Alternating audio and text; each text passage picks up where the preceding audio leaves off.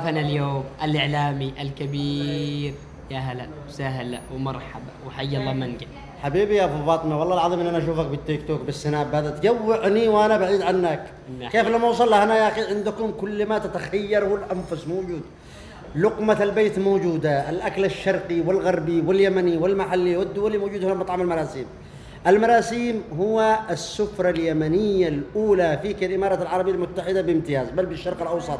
للأمانة لقد وصلتوا مكان ما حد يقدر ينافسكم أبدا. تحياتي لكم وللطاقم الإداري والطاقم العمل كامل، لكل من يقدم هذه السفرة اليمنية واللي يشرفنا واللي يوصل يعني الأكل اليمني لكل من يأتي دبي. دبي تأتيها من جنسية العالم، فأصبحتوا الآن رقم واحد. الله يوفقكم، أتمنى لكم مزيد من النجاح والتقدم والرقي.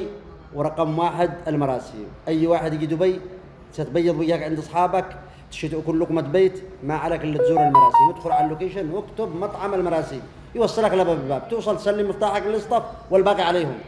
حياك حبيبي يا ابو فاطمه، والله انا كنت ودي اتكلم بس خلاص الله خلصتها خالص، كملتها الله كامل. يسعدك. وبعدين بالقبعه وبالشال وبالجنبيه وبالكت تحس انه هو جاي شاوعي. الله يسعدك يا حبيبي. حياك حبيبي يا فاطمه.